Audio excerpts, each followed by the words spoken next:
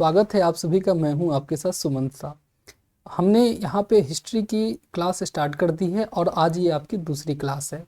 पिछली क्लास में आपने देखा था कि इतिहास को 3 भागों में बांटकर हम लोग पढ़ते हैं। प्राचीन भारत का इतिहास, मध्यकालीन भारत का इतिहास और आधुनिक भारत का इतिहास। प्राचीन भारत के इतिहास के अंतर्गत हमने कहा था अगर आप 8 टॉपिक को तैयार कर लेते हैं तो आपका प्राचीन भारत से बनने वाले प्रश्न को आप तैयार कर पाते हैं। इसके अलावा हमने आपसे यह भी कहा था जो सबसे पहला टॉपिक जो है वो होता है पाषाण काल।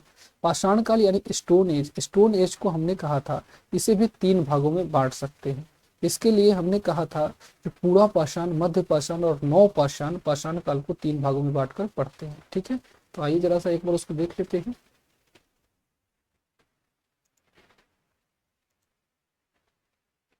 हमने आपसे कहा जो पाषाण काल है, सबसे पहला टॉपिक पाषाण काल। इस पाषाण काल को आप लोग 3 भागों में बांट सकते हैं। एक होता है पूरा पाषाण, एक होता है मध्य पाषाण और एक होता है नव पाषाण। ठीक है, नव पाषाण। ये पूरा पाषाण जो होता है इस समय जीवन पूर्णतः प्राकृतिक था और मध्य पाषाण काल में एक ट्रांजिशन अवधि थी जिसमें पूरा पाषाण और नव पाषाण काल दोनों की विशेषता देखने को मिलती है। नव पाषाण में जीवन अधिक अस्थायित्व की ओर था, अधिक आधुनिक हो गया था, तो ये यहाँ पर देखने को मिलता है।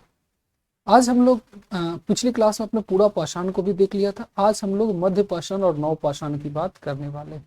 अच्छा, पूरा पाषाण के अंतर्गत भी हमने कहा एक लंबी समय अवधि होती है, इसलिए इसे भी हम लोग 3 भागों में बांट लेते हैं। एक कहते हैं निम्न पूरा पाषाण, एक को कहते हैं मध्य पूरा पाषाण और जो तीसरा वाला होता है इसे हम लोग कहते हैं उच्च पूरा पाषाण।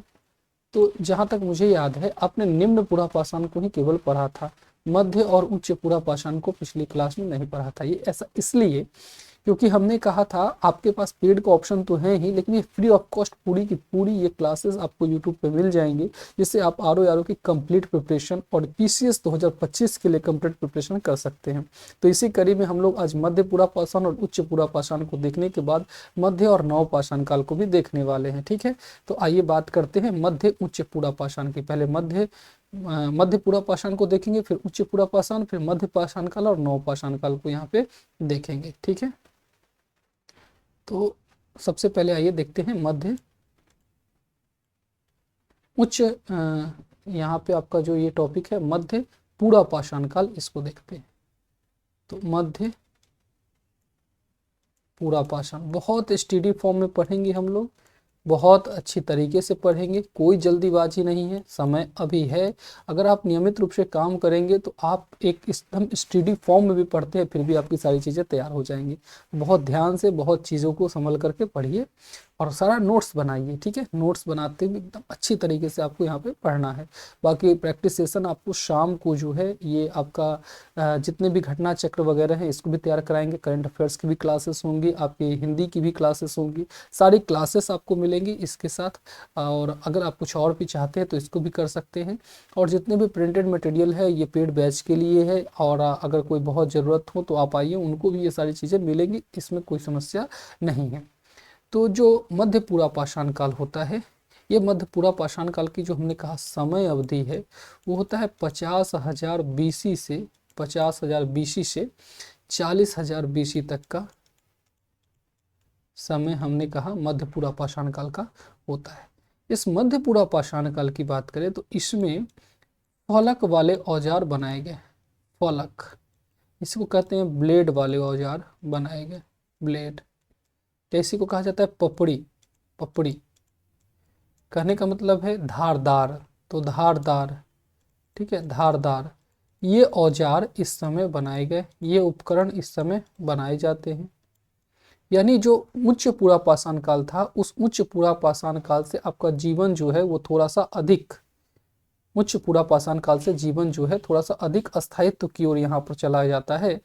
अस्थायित्व की ओर नहीं कहेंगे, लेकिन इनके पास जो पूरा पाषाण काल में जो औजार थे वो सारे के सारे औजार कठोर पत्थरों के बने थे, कोर उपकरण थे। लेकिन इस काल के जो औजार है वो औजार आपके वो एक फलक वाले, पपड़ी वाले औजार देखने को मिलते हैं। ठीक है, तो ये यहाँ पे इसमें बहुत महत्वपूर्ण विशेषता के रूप में निकल करके आती है।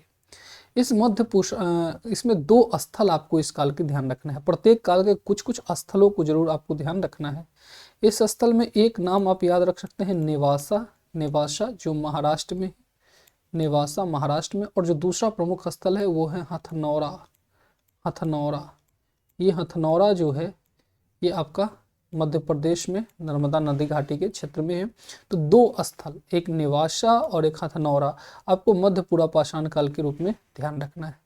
मध्य पूरा पाषाण काल की एक प्रमुख विशेषता ये भी है कि यहाँ से मध्य पूरा पाषाण काल में हथनौरा नामक जगह से, जो एमपी में है, यहाँ से अरुण सोनकिया को एक मानव का जीवाश्म मिला है। तो इसको नोट कर लीजिएगा कि अरुण सोनकिया को हथनौरा से एक मानव जीवाश्म यानी मानव की फॉसिल्स की एक तरीके से अवशेष मिला है।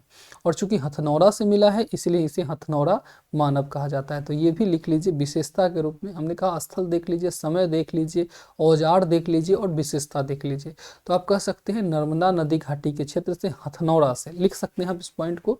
हथनौरा, हथनौरा यहाँ लिखा हुआ है, हथनौरा नर्मदा नदी घाटी क्षेत्र से मानव जीवाश्म मिला है अरुण सोनकिया को। और ये कब मिला था? तो ये 5 दिसंबर 1982 को, 5 दिसंबर 1982 को अरुण सोनकिया नाम है इनका, अरुण सोनकिया। अरुण सोनकिया, अरुण सोनकिया को यहाँ मानव जीवाश्म देखने को मिला था। ठीक है, अरुण सोनकिया को यहाँ मानव जीवाश्म देखने को मिला था। ठीक है, अरुण सोनकिया को यहाँ मानव जीवाश्म मिला था। तो ये मध्य पूरा पाषाण काल की महत्वपूर्ण विशेषता है। मध्य पूरा पाषाण काल की महत्वपूर्ण विशेषता होती है, इसको आपको याद कर लेना है। 5 दिसंबर 1982 को मिला था। मध्य पूरा पाषाण काल के बाद नेक्स्ट जो होता है वो है उच्च पूरा पाषाण काल। तो आइए उच्च पूरा पाषाण काल को देखते हैं जरा सा। उच्च पूरा पाषाण काल को देखते हैं।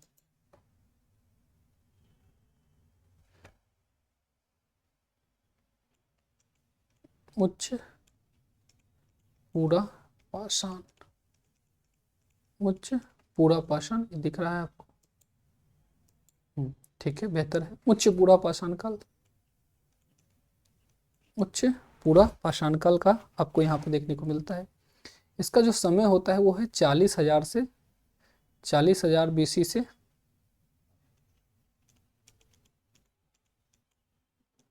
40,000 BC से यहाँ पे मध्य पूरा पाषाण काल आपका स्टार्ट हो जाता है। इस समय के जो औजार हैं, इस समय के जो उपकरण हैं, वो उपकरण विशेष रूप से थोड़े से अब और बेहतर हो गए हैं। ठीक है, तो मध्य पूरा पाषाण काल जो है ये 40,000 से आपका 10,000 BC तक हो जाएगा। 10,000 BC तक का जो कालखंड होता है वो होता है उच्च पूरा पाषाण काल का समय काल।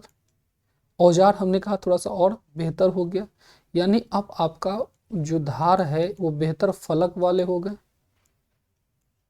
बेहतर फलक, बेहतर फलक, और साथ ही साथ यहाँ पे बेहतर फलक के अलावा हड्डी के भी उपकरण यहाँ पे देखने को मिलते हैं। बेहतर फलक प्लस जो हड्डी के औजार हैं, जो हड्डी के उपकरण हैं, ये भी आपको देखने को मिलते हैं। हड्डी के औजार भी आपको यहाँ देखने को मिलते हैं। ठीक है, इसके अलावा हम कह सकते हैं दो स्थल आपको यहाँ पे ध्यान रखना है। एक ध्यान रखना है बेलन घाटी। बेलन घाटी स्थलों के रूप में दो याद कर लीजिए, एक है बेलन घाटी, दूसरा है आपका भीमबेटका। भीमबेटका, दो जगह आपको इस काल का विशेष रूप से ध्यान रखना है। बेलन घाटी कहाँ है? तो ये यूपी मिर्जापुर के क्षेत्र में है, और प्रयागराज मिर्जापुर के क्षेत्र में। और भीमबेटका मध्य प्रदेश अब्दुल्लागंज रायसेन के एरिया में पड़ता है। तो दो स्थल आपको यहाँ पे विशेष रूप से ध्यान रखना है, बेलन घाटी और भीमबेटका। उच्च पूरा पाषाण काल में थोड़ी सी और जीवन बेहतर हो गई है, औजार बेहतर हो गए हैं इनके पास। ठीक है, तो समय आपने देख लिया 40,000 से 10,000 BC आपने देख लिया। औजार यहाँ पे थोड़े से और बेहतर हो गए हैं, और दो स्थल मात्र आपको याद रखना है, बेलन घाटी, भीमबेटका। भीमबेटका को लेकर के ये भी ध्यान रखिएगा, गुफा क्षेत्र के लिए बहुत प्रसिद्ध होते हैं। बी एन बनाड़कर महोदय ने इसकी खोज की थी। ये अब्दुल्लागंज रायसेन में है। बनाड़कर महोदय ने इसकी खोज की थी। जब आपको प्रीवियस ईयर क्वेश्चन प्रैक्टिस करवाऊंगा तो आपको ये चीज़ समझ में आएगी ये कितना महत्वपूर्ण है। बी एन बनारकर महोदय ने इसकी खोज की थी भीमबेटका की गुफाओं की। इसमें गुफा जो होती है, इस गुफा की दीवारों पर कई सारे चित्र जो हैं बने होते हैं। ठीक है, चलिए तो उच्च पूरा पाषाण काल आपको नजर आता है। ठीक है, अब इसको शुरुआत से एक बार आपको दिखाते हैं।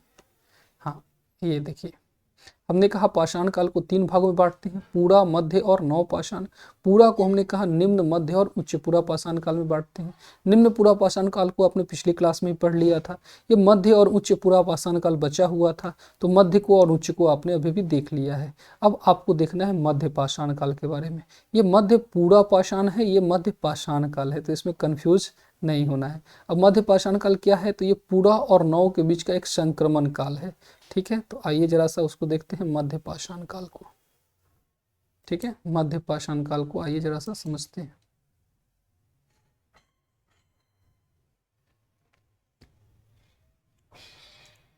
मध्य पाषाण काल, मध्य पाषाण काल। ठीक है, मध्य पाषाण काल। अच्छा, ये जो मध्य पाषाण काल है, ये जो मध्य पाषाण काल है,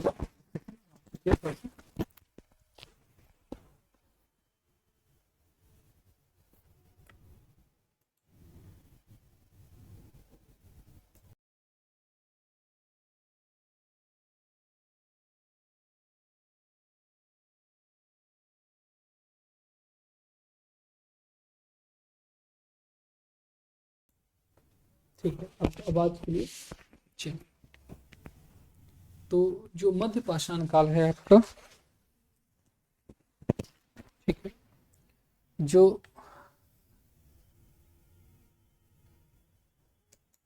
मध्य पाषाण काल है, ये मध्य पाषाण काल को हम लोग कहते हैं एक संक्रमण काल के रूप में।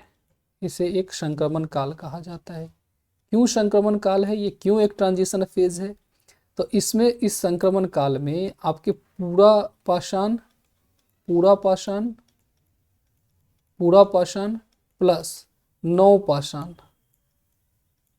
पूरा पाषाण और नव पाषाण दोनों की विशेषता देखने को मिलती है, दोनों की विशेषता नजर आती है, इसीलिए हम इसे कहते हैं संक्रमण काल। ठीक है, इसमें पूरा पाषाण और नव पाषाण काल दोनों की विशेषता देखने को मिलती है, इसलिए इसे एक ट्रांजिशन फेज हम लोग कहते हैं। फिर और क्या विशेषता होती है भाई, इस काल में छोटे छोटे औजार बनाए गए, इसीलिए इस काल को हम लोग माइक्रोलिथिक काल भी कहते हैं। माइक्रोलिथिक काल यानी छोटे छोटे सूक्ष्म औजार यहाँ देखने को मिलते हैं, छोटे छोटे औजार मिलते हैं। चूंकि मध्यकाल है इसलिए इसका एक और नाम भी आपको देखने को मिलता है, वो नाम है मेजोलिथिक। इस काल को हम लोग मेजोलिथिक काल भी कहते हैं, मेजोलिथिक। ठीक है, मेजोलिथिक, इसके लिए अंग्रेजी में शब्द मिलता है मेसो या मेजोलिथिक। ठीक है, तो मेजोलिथिक किस कालखंड को कहते हैं, ये भी आपसे महत्वपूर्ण है, ये भी पूछा जा सकता है। अब चूंकि इसमें जो औजार हैं बहुत छोटे छोटे उपकरण हैं, तो इस औजार की खोज किया है सीएल कार्लाइल महोदय ने। सबसे पहले सीएल कार्लाइल नामक विद्वान ने, सीएल कार्लाइल नामक महोदय ने विंध्य पर्वत के क्षेत्र से, विंध्य क्षेत्र से इस उपकरणों की खोज की थी। ये जो छोटे छोटे औजार हैं इसकी खोज सीएल कार्लाइल महोदय ने विंध्य क्षेत्र से किया था, विंध्य पर्वत के क्षेत्रों से किया था, विंध्याचल के एरिया से किया था। ठीक है, सीएल कार्लाइल महोदय ने विंध्य क्षेत्र से इसकी खोज की थी। कब किया था, तो इसकी खोज हुई थी 1867 में। 1867 में सीएल कार्लाइल महोदय ने विंध्य क्षेत्र से छोटे छोटे उपकरणों की खोज की थी, जिससे पता चलता है। अच्छा, ये उपकरण जो है, नेक्स्ट ये उपकरण जो है, ये प्रक्षेपास्त्र के रूप में प्रयोग होते थे। प्रक्षेपास्त्र, प्रक्षेपास्त्र, प्रक्षेपास्त्र। ठीक है, प्रक्षेपास्त्र का मतलब होता है, देखिए ये जो है प्रक्षेपास्त्र का अर्थ होता है कि दूर से फेंक कर मारने वाले, दूर से फेंक कर मारने वाले, मारने वाले उपकरण। ठीक है, दूर से फेंक करके जो मारा जाए उसके जरिए पर्चपास्त्र के रूप में ये औजार आपको देखने को मिलते हैं। इस काल की एक सबसे बड़ी विशेषता और हो जाती है, वो है, इस काल की एक सबसे बड़ी विशेषता के रूप में नजर आती है, वो है पशुपालन की शुरुआत। पशुपालन की शुरुआत किस काल में हुई भाई? मध्यपाषाण काल में हुई। तो पशुपालन की शुरुआत इस काल की एक बड़ी विशेषता के रूप में नजर आती है। पशुपालन की शुरुआत हुई। जो सर्वप्रथम पशु जिसे पालतू बनाया गया वह था कुत्ता।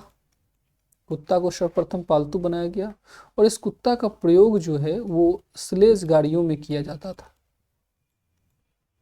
स्लेज गाड़ियों में, जो गाड़ी छोटी सी खींचने के काम में आती थी, तो स्लेज गाड़ियों में इनका प्रयोग किया गया। इस कुत्ते का, इनका प्रयोग कहाँ किया गया? इन कुत्तों का प्रयोग स्लेज गाड़ियों में खींचने के लिए किया जाता था। जो पशुपालन के स्थल हैं, स्पेशली अलग से पशुपालन के स्थल आपसे पूछे जा सकते हैं। जो पशुपालन से संबंधित स्थल है उसमें दो स्थल आपको विशेष रूप से ध्यान रखना है। एक है बागोर, और ये बागोर जो है राजस्थान से। देखिए, प्रत्येक कुछ महत्वपूर्ण कार्य हो रही है, वो कहाँ हो रही है आपको ये ध्यान रखना जरूरी है। तो बागोर जो है वो राजस्थान के एरिया में है, तो यहाँ। और दूसरा आदमगढ़, आदमगढ़, आदमगढ़ ये मध्य प्रदेश में है। आदमगढ़ जो मध्य प्रदेश के रीजन में है। तो पशुपालन की शुरुआत हुई थी और कुत्ता को सबसे पहले पालतू बनाया गया। फिर उनका प्रयोग स्लेज गाड़ियों में किया जाता था। और जो पशुपालन से संबंधित स्थल है वो है बागोर और आदमगढ़। यहाँ सबसे पहले पशुओं को पालतू बनाया गया, इसके साक्ष्य मिलते हैं। जैसे गाँव के नाम होते हैं, ठीक उसी प्रकार से इनके भी नाम होते हैं, जो वो किस स्थल पे रहते थे। ठीक है। अच्छा, इसके अलावा आपको अगर बात करें इस काल के कुछ प्रमुख स्थलों की, जहाँ पशुपालन के संबंधित अन्य अन्य पशुपालन से संबंधित भी विशेषताएं मिलती है, जो मध्यपाषाण काल की विशेषता है। इसमें कुछ कुछ नाम आपको विशेष रूप से ध्यान रखना है। एक है महदाहा, महदाहा। फिर दूसरा आपको याद रखना है इसमें सराय नाहर राय, सराय नाहर राय। और जो तीसरा नाम आपको याद रखना है वो है दमदमा, दमदमा। ये तीनों के तीनों जो हैं, ये तीनों जो हैं वो प्रतापगढ़ मध्य प्रदेश, सॉरी यूपी में पड़ते हैं। प्रतापगढ़ यूपी में ये तीनों स्थल, महदाहा, सराय नाहर राय और दमदमा, ये तीनों आपके उत्तर प्रदेश के प्रतापगढ़ जिले में पड़ते हैं। और यहाँ से पशुपालन के, यहाँ से मध्यपाषाण काल की विशेषताएं देखने को मिलती है। ठीक है। महदाहा जो है ये काफ़ी महत्वपूर्ण है आपका। फिर सराय नाहर राय, फिर दमदमा, ये सब जो है बहुत महत्वपूर्ण है। यहाँ तीनों जगह से हड्डी के बने हुए उपकरण आपको देखने को मिलते हैं। साथ ही साथ आवासों के साथ, घर के साथ समाधान या कब्र, कब्र जो है, घर के साथ कब्र जो है, ये यहाँ देखने से को मिलते हैं। कुछ कंकाल भी यहाँ पे छत बिछत अवस्था में कुछ कंकालें भी यहाँ देखने को मिलती है। ठीक है। तो ये चीज़ें आपको इस काल के रूप में ध्यान रखना है मध्यपाषाण काल में। ठीक है।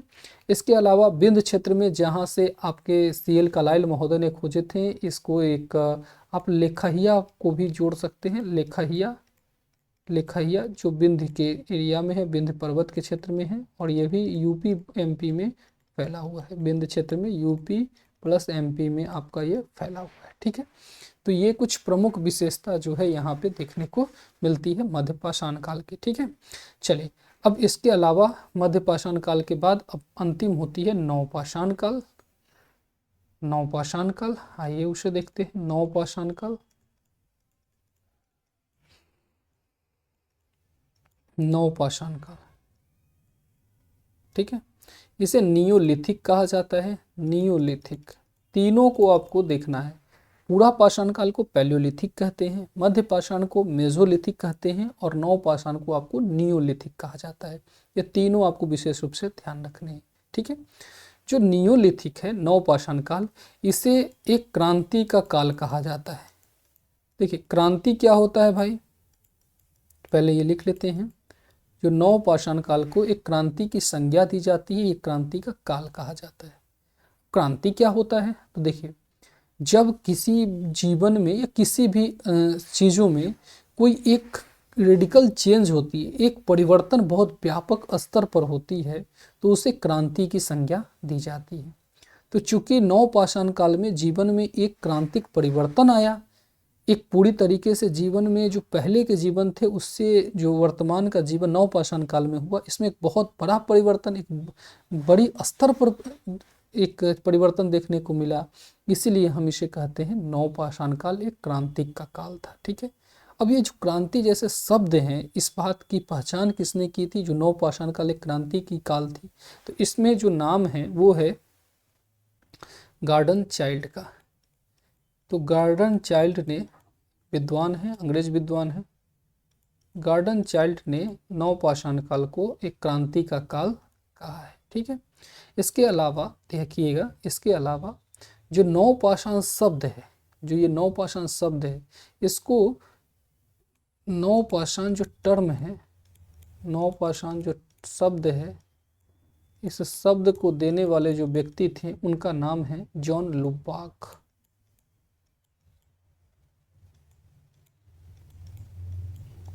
जॉन लुबाक ने यहाँ पे नवपाषाण शब्द दिया था। जॉन लुबाक ने यहाँ पे नवपाषाण शब्द दिया था। ठीक है, अब देखिए इसमें जो नवपाषाण काल के जो औजार थे, ये औजार तो बहुत विस्तृत होते गए, बहुत बेहतर होते गए।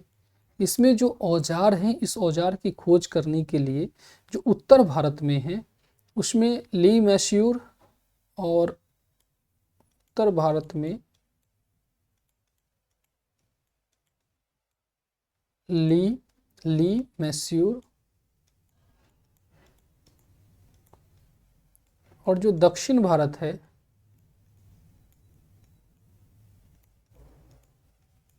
जो दक्षिण भारत है इसमें नेवेलियन फ्रेजर, नेवेलियन फ्रेजर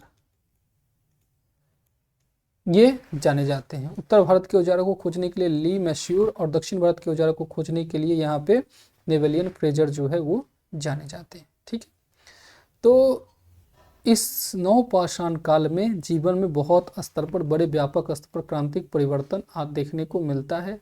इसके कुछ प्रमुख विशेषताएं को देख लेते हैं, जो क्या क्या नवपाषाण काल में इस तरीके से यहाँ पर विशेषता के रूप में देखने को मिलती है। देखिए, सबसे पहले हम कहते हैं इसमें नए प्रकार के औजार हुए, नए प्रकार के औजार बनाए गए, उन्हें घिस कर नए प्रकार के औजार बनाए गए। यहाँ नए प्रकार के औजार बनाए गए, उन्हें घिस कर, खुद खुदा कर, या धार स्पेशली बना करके कई प्रकार के यहाँ पे औजार बनाए जाते हैं। पॉलिश भी किया गया उन्हें। ठीक है, दूसरी विशेषता के रूप में हम कह सकते हैं इसमें विश्व स्तर पर, विश्व स्तर पर नियमित,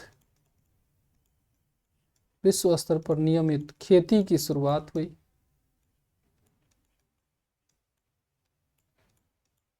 विश्व स्तर पर और नियमित खेती की शुरुआत हुई यहाँ पे। ठीक है, और किस चीज़ की खेती? तो गेहूं की और जौ की खेती, गेहूं एवं जौ की खेती, गेहूं एवं जौ की खेती सबसे पहले यहाँ पे प्रारंभ हुई। एक तरीके से हम कह सकते हैं कि खाद्यान्न उत्पादन की ओर लोग अग्रसर हुए। खाद्यान्न उत्पादन जो है ये नवपाषाण काल की एक सबसे बड़ी विशेषता के रूप में नजर आती है। अब यहीं पे आपको ये भी देख लेना चाहिए कि कौन से खाद्यान्न कहाँ सबसे पहले उगाए गए। तो प्रमुख, अगर खाद्यान्न की बात करें, प्रमुख खाद्यान्न और उनकी उत्पत्ति स्थल की बात करें, तो ये आपके परीक्षा के लिए बहुत महत्वपूर्ण है कि कहाँ सबसे पहले उन्हें उगाया गया। जो गेहूं से संबंधित गेहूं कुल के हैं, गेहूं, जौ, ठीक है, ये जो है दक्षिण नहीं, मध्य एशिया में सबसे पहले उगाए गए। जो गेहूं और जौ है ये मध्य एशिया में सबसे पहले उगाया गया। मध्य एशिया में। जो आपका चावल है, चावल, ये सबसे पहले दक्षिण एशिया में उगाया गया, दक्षिण एशिया में, और भारत को इसके अंतर्गत शामिल करते हैं, भारत में एरिया में। फिर जो आपका मकई है, मक्का है, ज्वार है, ये इस तरीके से जो इस तरीके की हैं, उन्हें सबसे पहले अमेरिका में उगाया गया, ये अमेरिका से पूरे विश्व में फैला है। और जो आपका दाल है, जो पल्सेस हैं, वो दाल सबसे पहले आपका अफ्रीका में उगाया गया, अफ्रीका में उगाया, ठीक है। तो गेहूं, जौ मध्य एशिया में, चावल दक्षिण एशिया में, और मक्का अमेरिका में, और दाल जो है वो अफ्रीका में यहाँ पे उगाया जाता है। अगर भारत में कृषि की सबसे पुराने स्थलों की बात करें, कृषि के साक्ष्यों की बात करें, तो भारत में सर्वप्रथम खाद्यान्न उत्पादन, और वो भी भारत में बात करें तो आपको इसमें 3 नाम विशेष रूप से याद रखना है। पहला है लहुरा देव, दूसरा है आपका मेहरगढ़,